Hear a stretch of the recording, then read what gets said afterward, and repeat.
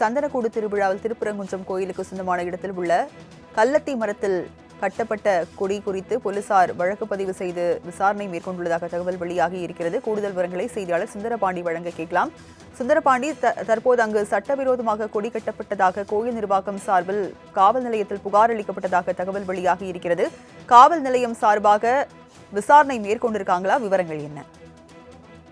நிச்சயமாக ராஜலட்சுமி, திருப்பரங்குன்றம் மலை உச்சியில் சிக்கல் அமைந்துள்ளது. இங்கு ஆண்டுதோறும் நடைபெறும் சந்தனக்கூடு திருவிழா கடந்த மாதம் செப்டம்பர் மாதம் 21ஆம் தேதி தர்கா நிர்வாகம் மற்றும் சில நபர்கள் இணைந்து கள்ளத்தி மரத்தில் உச்சியில் கொடியை கட்டியுள்ளனர். திருப்பரங்குன்றம் மலை மீது உள்ள தீபம் ஏற்படும் நீதிபதி GR சுவாமிநாதன் உத்தரவை அமல்படுத்தாததால் அவமதிப்பு வழக்கு தொடுக்கப்பட்டு அதற்கான விசாரணை ஏற்கனவே நடைபெற்று வந்த நிலையில் வழக்கு விசாரணை ஜனவரி 9ஆம் தேதி ஒத்திவைத்தார் GR சுவாமிநாதன். இது தொடர்பான விசாரணை நேற்று வெள்ளிக்கிழமை மாலை தொடங்கினர்.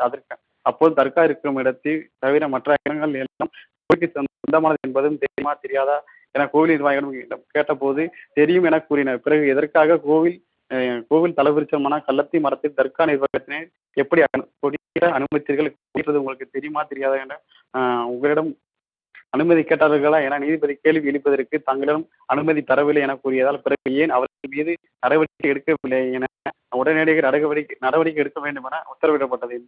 இது குறித்து கோவில் திருப்பரங்குன்றம் இந்து சமய அறநிலையத்துறை அலுவலக உள்துறை கண்காணிப்பாளர் காவல் நிலையத்தில் புகார் அளித்தார். அந்த மரம் மற்றும் அந்த பகுதி அனைத்தும் திருப்பரங்குன்றம் சுப்பிரமணிய திருக்கோவிலுக்கு சொந்தமானது என்றும் அங்கு அனுமதியின்றி கொடி கட்டி சட்டவிரோதமானது என்றும் கோவில் நிர்வாகம் தரப்பில் தெரிவிக்கப்பட்டது. இந்த புகாரின் அடிப்படையில் பொது சொத்துக்கு சேதம் விளைவித்தல் மற்றும் அனுமதியின்றி அத்துமீறுதல் பிரிவின் திருப்பரங்குன்றம் போலீசார் வழக்கு பதிவு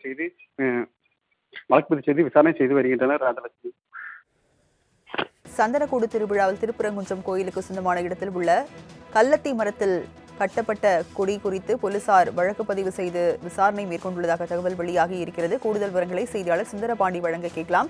சுந்தரபாண்டி, தற்போது அங்கு சட்டவிரோதமாக கொடி கட்டப்பட்டதாக கோயில் நிர்வாகம் சார்பில் காவல் நிலையத்தில் புகார் அளிக்கப்பட்டதாக தகவல் வெளியாகி இருக்கிறது. காவல் நிலையம் சார்பாக விசாரணை மேற்கொண்டிருக்காங்களா? விவரங்கள் என்ன?